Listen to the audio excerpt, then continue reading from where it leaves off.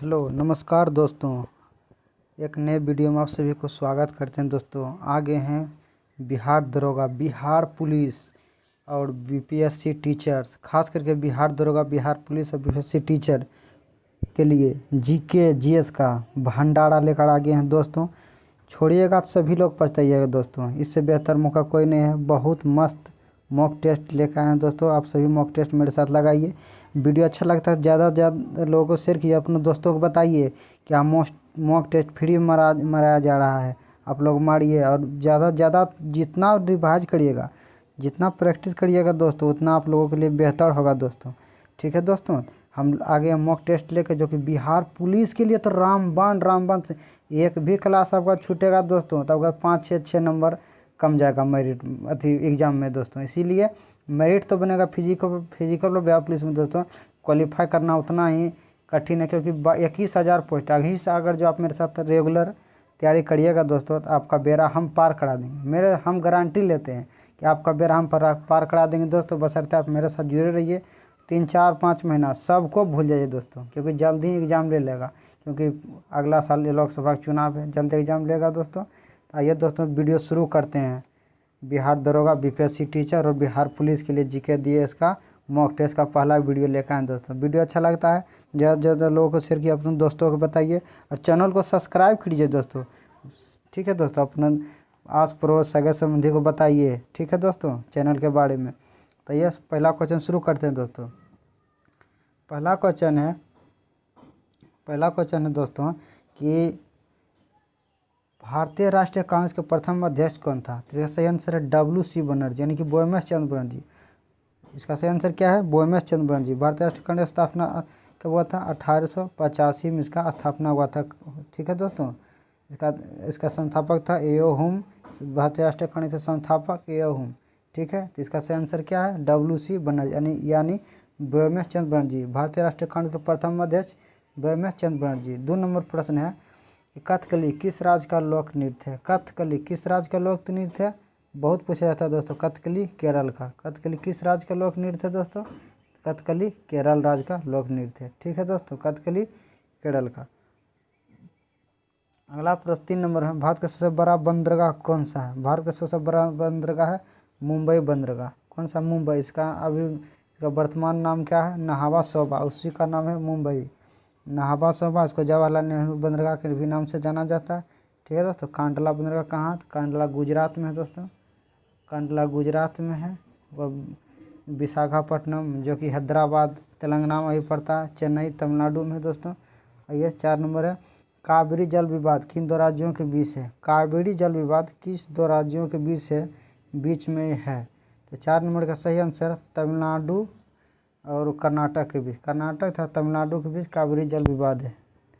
कर्नाटक और तमिलनाडु के बीच कावेरी जल विवाद है। ठीक है दोस्तों, ये अगला क्वेश्चन देखते हैं। अगला क्वेश्चन है दोस्तों, अगला क्वेश्चन है 5 नंबर, भारत का राष्ट्रीय पुष्प क्या है? भारत का राष्ट्रीय पुष्प क्या है दोस्तों? ये सही आंसर है कमल। इसका सही आंसर क्या है? कमल। भारत का राष्ट्रीय पुष्प क्या है? कमल। ठीक है दोस्तों, आइए अगला क्वेश्चन देखते हैं। 6 नंबर है, वाटरलू के युद्ध के उपरांत नेपोलियन को निर्वासन में कहाँ भेजा गया? वाटरलू के युद्ध हुआ, उसके बाद नेपोलियन को कहाँ भेजा गया था? इसका आंसर है सेंट हेलेना द्वीप पर। इसका सही आंसर क्या है? सेंट हेलेना द्वीप। वाटरलू के युद्ध के उपरांत नेपोलियन को कहाँ भेजा गया? सेंट हेलेना द्वीप। अगला क्वेश्चन देखते हैं, कौन सा मुगल शासक सर्वाधिक धर्मनिरपेक्ष दृष्टिकोण रखता था? 7 नंबर प्रश्न है, कौन सा मुगल शासक सर्वाधिक धर्मनिरपेक्ष दृष्टिकोण रखता था? तो सही आंसर है अकबर। सही आंसर क्या है? अकबर। 8 नंबर है, दिल्ली में लाल किला का निर्माण किसने करवाया था? दिल्ली में लाल किला का निर्माण किसने करवाया था? शाहजहां। दिल्ली में शाहजहां। दिल्ली के लाल किला का निर्माण किसने करवाया? शाहजहां। ठीक है, मुगल वंश का संस्थापक कौन था? बाबर। ठीक है दोस्तों। 9 नंबर प्रश्न है, मुस्लिम लीग ने भारत के विभाजन की मांग सबसे पहले कब की? मुस्लिम लीग ने भारत की विभाजन की मांग सबसे पहले कब की? तो 1940 में किया था दोस्तों। इसको आपको याद रखना है, मुस्लिम लीग ने भारत के विभाजन की मांग सबसे पहले कब किया था? तो 1940 ईस्वी में। 1940 ईस्वी में। 10 नंबर है, भारत की राजधानी कलकत्ता से दिल्ली किस सन स्थानांतरित किया गया? यह सही आंसर है, स्थानांतरित हुई 12 में। भारत की राजधानी कलकत्ता से दिल्ली किस सन स्थानांतरित हुई तो दोस्तों घोषणा हुआ था। देखिए दोस्तों घोषणा 11 में हुआ, इसका सही आंसर होगा 1912 दोस्तों। घोषणा हुआ था 11 में दोस्तों, अंतरांतरित हुई यहाँ 12 नहीं है तो 11 चल सकता है, लेकिन हुई तो हुआ था दोस्तों अंतरांतरित 1912 में।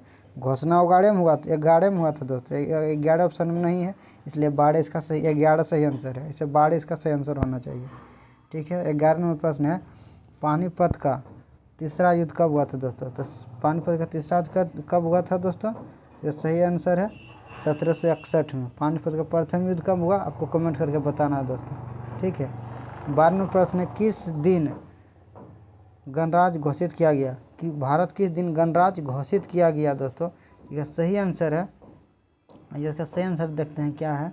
भारत किस दिन गणराज्य घोषित किया गया? 26 जनवरी 1950 में। भारत किस दिन गणराज्य घोषित किया गया? 26 जनवरी 1950 को भारत गणराज्य घोषित किया गया। अगला क्वेश्चन देखते हैं, भारत कब स्वतंत्र हो गया? भारत कब स्वतंत्र हो गया? इसका सही आंसर है 15 जनवरी। 15 जनवरी को 15 अगस्त 1947 को। 14 अगस्त को पाकिस्तान हुआ था और 15 अगस्त को 1947 को भारत हुआ था। 14 नंबर प्रश्न, संविधान के मौलिक अधिकार में कौन सा अधिकार शामिल नहीं है? संविधान के मौलिक अधिकार में कौन सा अधिकार शामिल नहीं है? काम का अधिकार।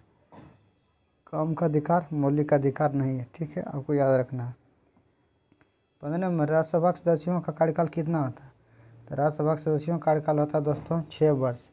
एक तिहाई सदस्य प्रति 2 वर्ष में 2 वर्ष बाद सेवानिवृत्त हो जाते हैं। एक तिहाई से जितना सदस्य रहता है राज्यसभा का, एक तिहाई सदस्य 2 वर्ष में निवृत्त होता है, यानी कि एक सदस्य का कार्यकाल 6 वर्ष होता है, लेकिन दोस्तों एक तिहाई सदस्य 2 वर्ष में यानी कि निकलते रहता है दोस्तों। ठीक है, तो राज्यसभा का कार्यकाल होता है 6 वर्ष, आपको याद रखना है। राष्ट्रपति पद के प्रत्याशी के लिए जमानत राशि कितना है? इसका सही आंसर क्या है दोस्तों? 1500 रुपया। ठीक है, सही आंसर क्या है? 1500 रुपया, बी नंबर। इसका सही आंसर क्या है? 16 के बी नंबर है। ठीक है दोस्तों, 17 नंबर है, उच्चतम न्यायालय के न्यायाधीश के अवकाश ग्रहण के समान आयु क्या है? उच्चतम न्यायालय के न्यायाधीश के अवकाश ग्रहण के समान आयु क्या है? 65 वर्ष। ठीक है, इसका सही आंसर क्या है? 17 के सी, 65 वर्ष। 17 के सी, 65 वर्ष है। किसी राज्य विधानसभा में अधिकतम सदस्य की संख्या कितना हो सकता है? किसी राज्य विधानसभा में अधिकतम संख्या कितना हो सकता है? अधिकतम संख्या 500 हो सकता है। किसी भी राज्य में दोस्तों विधानसभा के सदस्यों की संख्या अधिकतम 500 हो सकता है। ठीक है, भारत में नागरिकता किस सिद्धांत पर आधारित होता है? भारत में नागरिकता किस सिद्धांत पर आधारित होता है? सही आंसर है सी, जन्म स्थान तथा रक्त सिद्धांत पर। ठीक है, भारत में नागरिकता किस सिद्धांत पर आधारित है? जन्म स्थान तथा रक्त का सिद्धांत। ये सही आंसर है सी नंबर दोस्तों, कन्फ्यूजन नहीं होना दोस्तों। 20 नंबर प्रश्न है, 20 नंबर प्रश्न है, केंद्रीय मंत्रीगण किसके प्रति उत्तरदायी होता है? केंद्रीय मंत्रीगण आप जानते हैं दोस्तों लोकसभा के प्रति उत्तरदायी होता है। 20 नंबर प्रश्न है, केंद्रीय मंत्रीगण किसके प्रति उत्तरदायी होता है? लोकसभा का। अभी लोकसभा का अध्यक्ष कौन है दोस्तों? ओम बिरला। पूछेगा लोकसभा का अध्यक्ष कौन है? ओम बिरला लोकसभा का भी अध्यक्ष है। ठीक है दोस्तों, लोकसभा का अध्यक्ष वर्तमान में कौन है? ओम बिरला। ठीक है, 21 नंबर है, 20 का सबसे बड़ा संविधान किस देश का है? 20 का सबसे बड़ा संविधान किस देश का? जानते हैं दोस्तों अपना देश भारत का है। 20 का सबसे बड़ा संविधान भारत का ही है। ठीक है, ये 22 नंबर है, बोरोबुदुर का प्रसिद्ध मंदिर कहाँ स्थित है? तो सही आंसर है जावा इंडोनेशिया में। बोरोबुदुर का प्रसिद्ध मंदिर कहाँ स्थित है दोस्तों? जावा इंडोनेशिया में, जावा इंडोनेशिया। आइए 22 नंबर प्रश्न देखते हैं। 22 नंबर प्रश्न देखते हैं दोस्तों, जावा इंडोनेशिया 22 नंबर हो गया दोस्तों। 23 नंबर देखते हैं। 23 नंबर है, मराठा प्रशासन में प्रधानमंत्री को क्या कहा जाता था? मराठा प्रशासन में प्रधानमंत्री को क्या कहा जाता था? तो यह सही आंसर है दोस्तों पेशवा। पेशवा प्रधानमंत्री, मराठा में जो है पेशवा प्रधानमंत्री का पद होता था दोस्तों, इसीलिए मराठा प्रशासन में प्रधानमंत्री को क्या कहा जाता था? तो पेशवा कहा जाता था। ठीक है दोस्तों, ये 24 नंबर देखते हैं, द हेल्थ ऑफ नेशंस की रचना किसने किया था? तो सही आंसर है Adam Smith. The health of nation की रचना किसने किया था? Adam Smith. 25 नंबर है भारत भारतीय के लेखक कौन है? भारत भारतीय के लेखक कौन है? मैथिली शरण गुप्त। मैथिली शरण गुप्त भारत भारतीय के लेखक मैथिली शरण गुप्त। 26 नंबर है गिल्प सेस ऑफ वर्ल्ड हिस्ट्री किसने लिखी थी? तो यह सही आंसर है जवाहरलाल नेहरू। जवाहरलाल नेहरू। 27 नंबर है हिंदू व्यू ऑफ लाइफ के लेखक कौन है? सही आंसर है S Radha Krishnan. Hindu view of life के लेखक कौन है? S Radha Krishnan. S Radha Krishnan. 28 number प्रश्न है निम्नलिखित में से किस अफ्रीकी देश ने सबसे पहले स्वतंत्रता प्राप्त किया था? अफ्रीका का कौन सा देश है दोस्तों इस सबसे पहले स्वतंत्रता प्राप्त किया था? इसका सही आंसर है घाना। घाना दोस्तों एकदम बहुत इंपॉर्टेंट प्रश्न है दोस्तों कि किस अफ्रीकी देश ने सबसे पहले स्वतंत्रता प्राप्त किया था? इसका सही आंसर क्या है? घाना इसका सही आंसर है। 29 नंबर है seventh of the people society की स्थापना किसने की? इसका सही आंसर है Gopal Krishna Gokhale. Seventh of the people society का स्थापना किसने किया था? गोपाल कृष्ण गोखले। गोपाल कृष्ण गोखले बी नंबर सही आंसर है दोस्तों गोपाल कृष्ण गोखले। 30 नंबर प्रश्न है अलीगढ़ आंदोलन को आरंभ करने वाला कौन था? अलीगढ़ आंदोलन को किसने प्रारंभ किया था दोस्तों? यह सही आंसर है सर सैयद अहमद खान। सर सैयद अहमद खान इसका सही आंसर है दोस्तों। 30 नंबर का सही आंसर क्या है?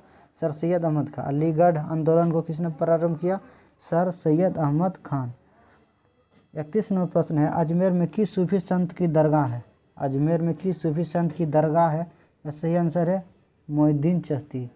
शेख मोइनुद्दीन चिश्ती का दरगाह कहाँ है दोस्तों? अजमेर। अजमेर कहाँ है दोस्तों? राजस्थान में पड़ता है। अजमेर किस राज्य में है? राजस्थान में। ठीक है दोस्तों। कुंभ मेला कहाँ नहीं लगता है दोस्तों? कुंभ मेला कहाँ नहीं लगता है दोस्तों? मथुरा में कुंभ मेला नहीं लगता है, नासिक में लगता है, हरिद्वार में लगता है, इलाहाबाद में लगता है। कुंभ मेला प्रत्येक 10 वर्ष पर लगता है दोस्तों। ठीक है सभी तीनों जगह लगता है, मथुरा में कुंभ मेला नहीं लगता है। ठीक है दोस्तों। आइए अगला क्वेश्चन देखते हैं।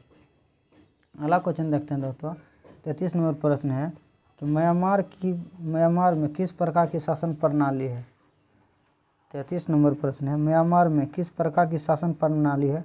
तो इसका सही आंसर है सैनिक शासन प्रणाली। अभी म्यांमार में देखिए तख्ता पलट हुआ, अभी सैनिक शासन कर रहा है म्यांमार में दोस्तों। म्यांमार में किस प्रकार की शासन प्रणाली है? तो सैनिक शासन प्रणाली। भारत में किस प्रकार की शासन प्रणाली है? तो सही आंसर है लोकतांत्रिक शासन प्रणाली। भारत में लोकतांत्रिक शासन प्रणाली है। भारत में किस प्रकार की प्रणाली है? लोकतांत्रिक शासन प्रणाली किसे कहते हैं? जो जनता द्वारा प्रत्यक्ष रूप से चुना जाता है उसे लोकतांत्रिक शासन प्रणाली कहते हैं। भारत में किस प्रकार के प्रणाली है? लोकतांत्रिक। ठीक है आइए देखते हैं 35 नंबर। पटना नगर निगम की आय का कौन सा स्रोत नहीं है? पटना नगर निगम का आय का कौन सा स्रोत नहीं है? तो सही आंसर है बिक्री कर। बिक्री कर। पटना नगर निगम का आय का स्रोत क्या नहीं है? बिक्री कर। ठीक है। 36 में भारतीय संविधान में स्वतंत्रता के अधिकार में कौन सा स्वतंत्रता शामिल नहीं है? कौन सा स्वतंत्रता शामिल नहीं है? तो संपत्ति का अधिकार। संपत्ति का रखने का अधिकार मौलिक अधिकार नहीं है दोस्तों, इसे शामिल नहीं किया गया। 37 नंबर है विश्व का सबसे बड़ा महाद्वीप कौन सा है? विश्व का सबसे बड़ा महाद्वीप है एशिया महाद्वीप। विश्व का सबसे बड़ा महाद्वीप है एशिया महाद्वीप। ठीक है दोस्तों। एशिया महाद्वीप का सबसे बड़ा देश चीन है, छोटा द्वीप देश मालदीव है दोस्तों। ठीक है। एशिया महाद्वीप में सबसे अधिक जनसंख्या भारत का वर्तमान में हो गया है दोस्तों। ठीक है दोस्तों आपको याद रखना है। आइए अगला क्वेश्चन देखते हैं। पृथ्वी का एकमात्र स्वाभाविक उपग्रह कौन सा है?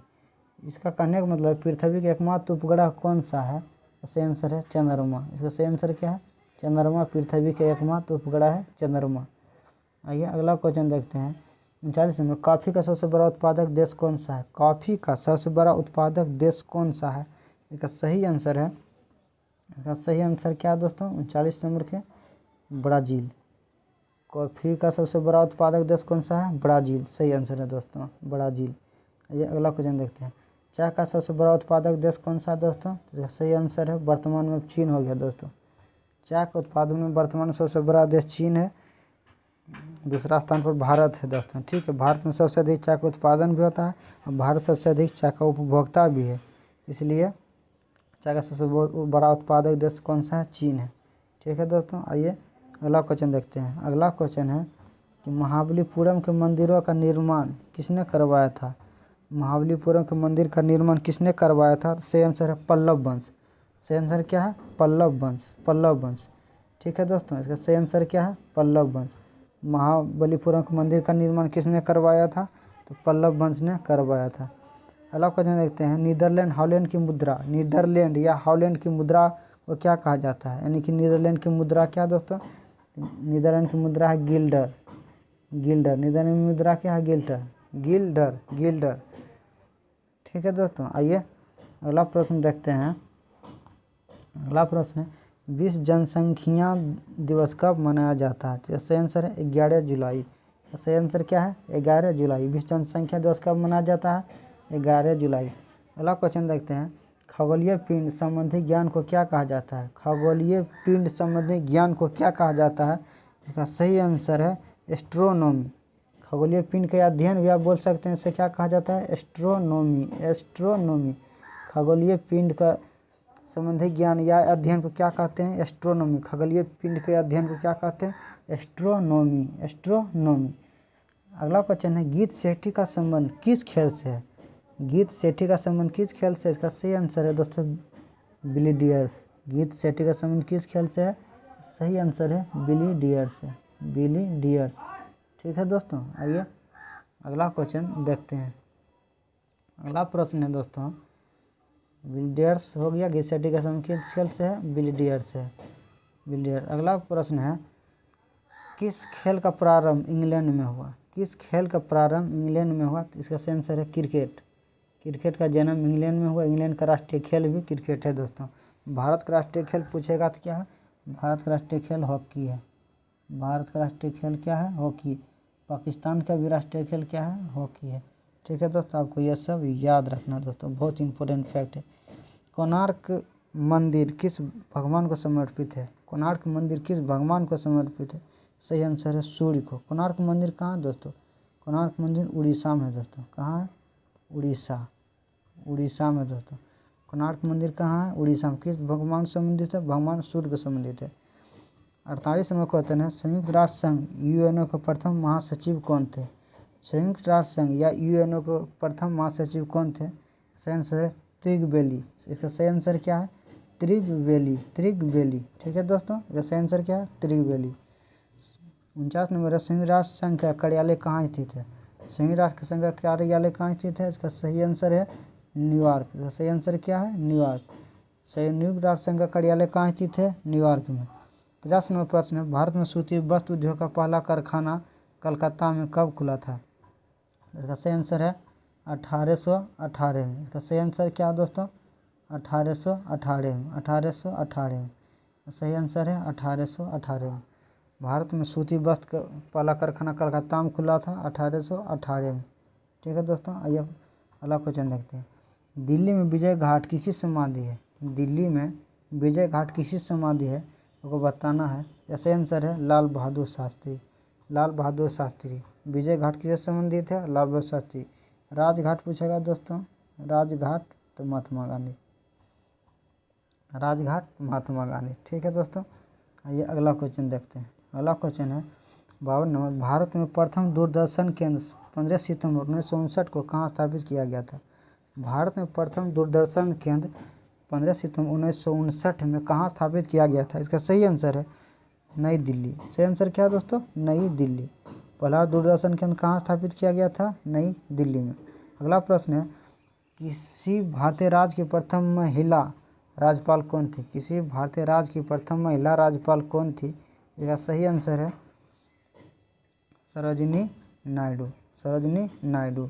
सही आंसर क्या है दोस्तों? सरोजिनी नायडू, जो कि उत्तर प्रदेश की थी। ठीक है दोस्तों, सरोजिनी नायडू उत्तर प्रदेश की थी। भारत की प्रथम महिला राज्यपाल सरोजिनी नायडू है। तो सही आंसर क्या है? सरोजिनी नायडू। 54 नंबर है, किसी भारतीय राज्य की प्रथम महिला मुख्यमंत्री कौन थी? इसका सही आंसर क्या है दोस्तों? यह सही आंसर है सुचेता कृपलानी। ये भी दोस्तों उत्तर प्रदेश की थी।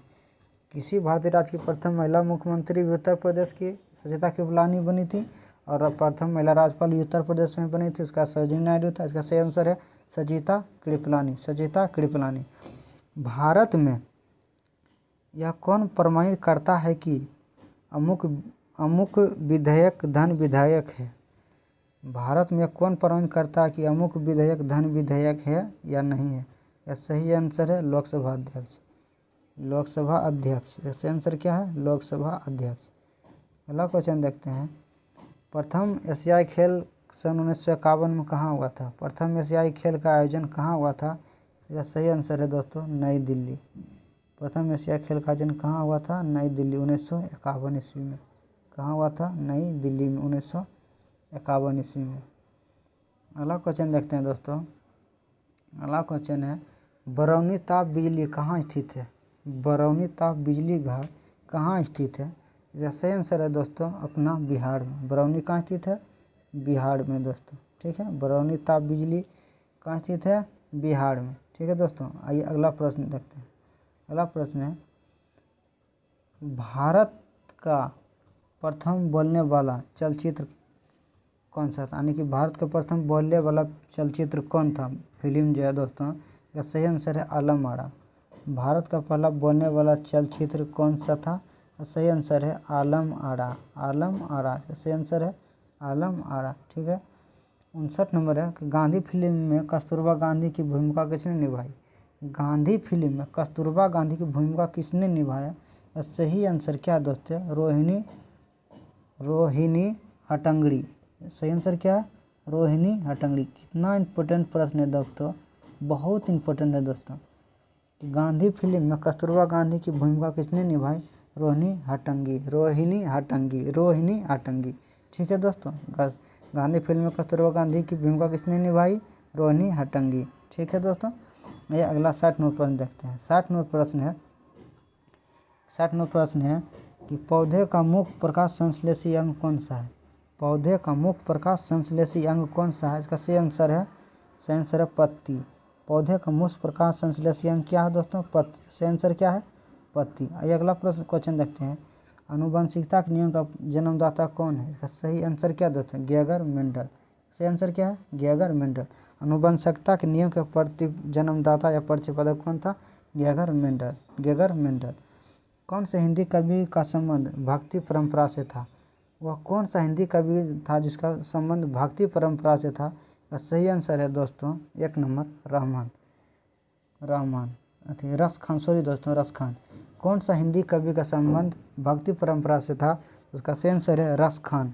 रस खान का संबंध दोस्तों भक्ति परंपरा से था। ठीक है दोस्तों, ये अगला क्वेश्चन देखते हैं दोस्तों। अगला प्रश्न है कि इज यू लाइफ इट नामक अंग्रेजी पुस्तक किसने लिखा था? किसने लिखी थी? ठीक है दोस्तों, इज यू लाइक इट नामक अंग्रेजी पुस्तक किसने लिखी थी? यह सही आंसर है दोस्तों विलियम शेक्सपियर। William Shakespeare. क्या दोस्तों? इज यू लाइक इट नामक पुस्तक किसने लिखी थी? सही आंसर क्या है? William Shakespeare.